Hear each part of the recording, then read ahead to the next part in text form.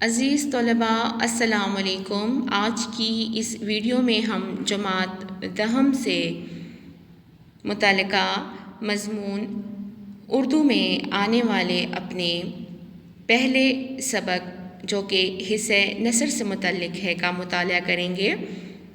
ہمارے پاس حصہ نثر میں پہلا سبق شاہد احمد دہلوی کا تحریر کردہ ایک خاکہ ہے جو مولوی عبدالحق کی شخصیت کا احاطہ کرتا ہے۔ مذکورہ سبق کو پڑھنے سے پہلے ہم دیکھ لیتے ہیں کہ اردو ادب میں خاکہ نگاری کی کیا اہمیت ہے اور اس کا وجود کیسے ہوا۔ خاکہ کے لیے انگلش کا لفظ اسکیچ استعمال کیا جاتا ہے۔ جس طرح ایک مصور پینسل سے کسی شخصیت کا اسکیچ یعنی کہ اس کی ابتدائی خد و خال اس طرح واضح کرتا ہے کہ ہمارے سامنے شخصیت جو ہے اس کی نشاندہی ہو جاتی ہے، اس کی عکاسی ہمارے سامنے ہو جاتی ہے۔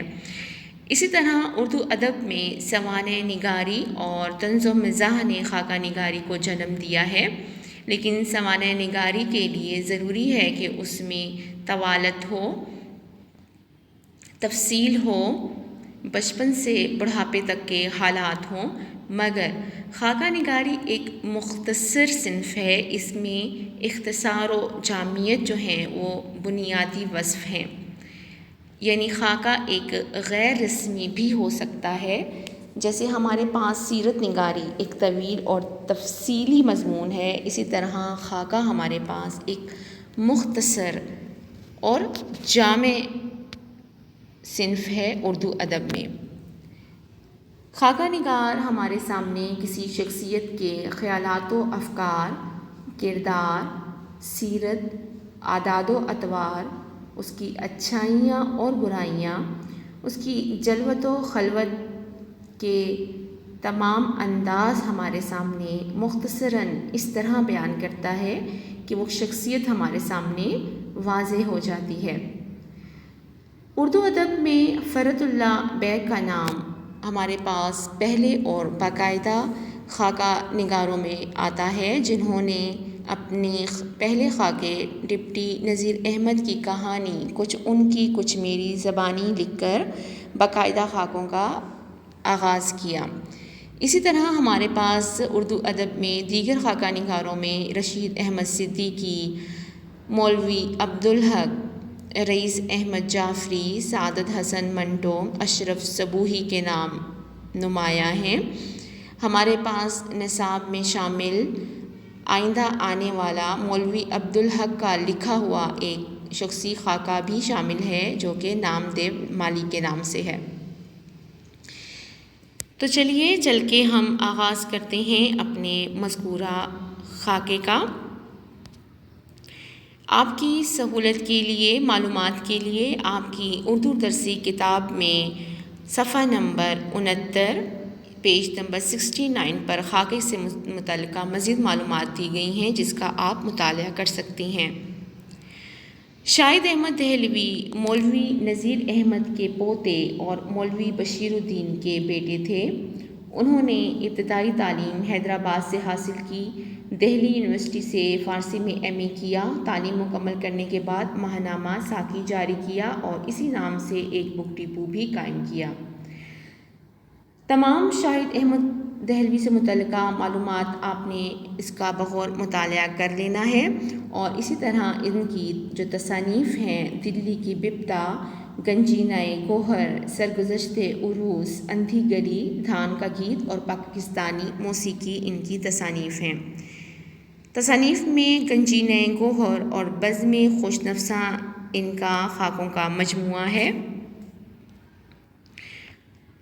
ہمارے پاس ان کا تحریر کردہ خاکہ جو مولوی عبدالحق کی شخصیت کے بارے میں ہے، جن کو اردو ادب کے حوالے سے، ان کی بے شمار خدمات کے حوالے سے بابائے اردو کے نام سے بھی یاد کیا جاتا ہے۔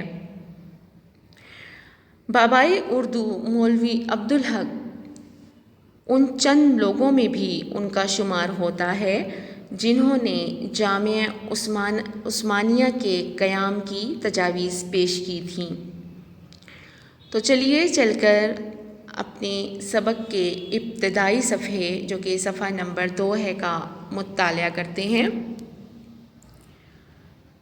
دامان دلی میں ایک قصبہ ہے ہاپوڑ۔ دامان دلی، دلی کے کنارے واقع ہے ایک قصبہ ہاپوڑ۔ اس کی 2 چیزیں مشہور ہیں، پاپڑ اور مولوی عبدالحق۔ پاپڑ ہر شہر میں بنتے ہیں مگر جو مزہ ہاپوڑ کے پاپڑ میں تھا کسی اور جگہ کے پاپڑ میں نہیں تھا۔ عبدالحق بھی بے شمار پیدا ہوئے مگر مولوی عبدالحق کا جواب آج تک نہ ہو سکا۔ یعنی کہ ہر شہر، ہر علاقے کی اپنی ایک انفرادیت ہوتی ہے، اس کی کسی نہ کسی چیز کے حوالے سے اس کی پہچان ہوتی ہے۔ اسی طرح مولوی عبدالحق قصبہ ہاپوڑ میں پیدا ہوئے۔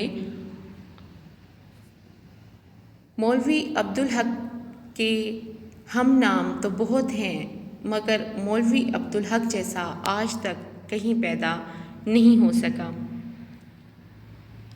اپنے اگلے صفحہ نمبر 3 پر چلتے ہیں اور اس میں آنے والے پیراگراف کا مطالعہ کر لیتے ہیں۔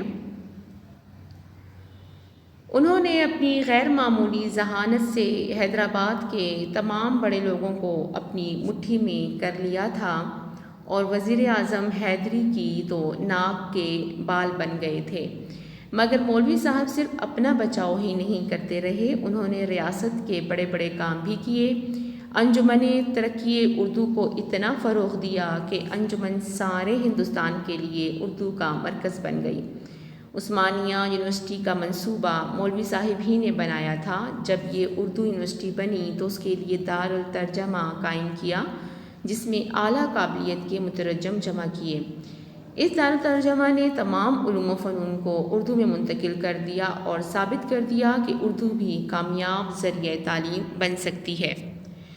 زیر نظر تصویر عثمانیہ یونیورسٹی کی ہے جو کہ مولوی عبدالحق کی تجویز پر عمل میں لائی گئی۔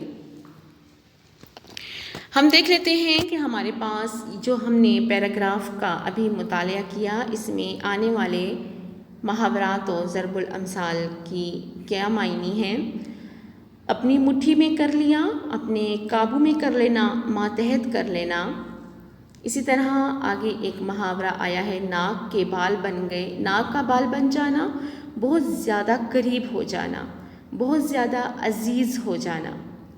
اسی طرح آپ نے اس تمام صفحے کا مطالعہ کرنا ہے، لیکن اس کے لیے آپ کے پاس ضروری ہے اردو لغت کا آپ کے پاس ہونا تاکہ آنے والے نئے الفاظ کو آپ خود تلاش کر کے اس کے معنی جان سکیں۔ پھر چلتے ہیں اپنے صفحہ نمبر 4 کی جانب جس کے دوسرے پیراگراف کو ہم پڑھ لیتے ہیں۔ جب گاندھی جی اردو کی جان کے لاگو ہو گئے اور ہندوستان کی آڑ میں ہندی کو ہندوستان کی قومی زبان بنانے پر تل گئے تو مولوی صاحب نے انجمن کا دفتر اورنگ آباد سے دلی منتقل کرنے کا ارادہ کر لیا۔ یعنی گاندھی جو ہندوؤں کے نمایاں رہنما تھے، انہوں نے اردو کی دشمنی میں اور ہندوستان کی آڑ میں آ کر ہندی کو ہندوستان کی قومی زبان بنانے پر وہ ڈٹ گئے تھے، تل گئے تھے، تو مولوی صاحب نے ان مشکلات کے باعث اپنا جو دفتر تھا وہ اورنگ آباد سے دلی منتقل کر دیا تھا۔ اسی طرح ہم اپنے اگلے صفحے پر چلتے ہیں۔ ہمارے پاس صفحہ نمبر 5 کا دوسرا پیراگراف ہے۔ گاندھی جی سے ٹکر لینے کے بعد مولوی صاحب اردو کے قائد اعظم بن گئے تھے اور بابائے اردو کہلانے لگے تھے۔ یہ صرف مولوی صاحب ہی تھے جو اردو کے لیے لڑتے بھیڑتے تھے اور اردو کے پروپیگنڈے کے لیے کسی سے ایک پیسہ طلب نہیں کرتے تھے۔ ان کے پیر طریقت سر سید احمد خان سارے ملک میں گھوم پھر کر چندے اگاہا کرتے تھے مگر مولوی صاحب کہا کرتے تھے کہ کسی سے چندہ مانگتے مجھے شرم آتی ہے، یہ کام میرے بس کا نہیں ہے۔ چنانچہ سارے اخراجات مولوی صاحب اپنی پینشن سے پورے کرتے تھے۔ پیراگراف میں یہ کہا جا رہا ہے کہ گاندھی جی سے دشمنی لے لینے کے بعد یعنی کہ ان کے مد مقابل آ جانے کے بعد مولوی صاحب اردو کے قائد اعظم بن گئے، یعنی جس طرح محمد علی جناح گاندھی کو سیاست کے میدان میں شکست دے رہے تھے، اسی طرح مولوی صاحب اردو کی ترویج، اس کی اشاعت، اس کی فروغ کے لیے گاندھی سے نبرد آزما تھے، اور اس طرح ان کو بابائے اردو کہا جانے لگا، اور وہ اردو کی فروغ کے لیے ہر کسی سے لڑتے بھیڑتے رہے، اور اس کی تشہیر کے لیے پروپیگنڈا کہتے ہیں کسی کی تشہیر کرنا، عام کر دینا، پھیلا دینا۔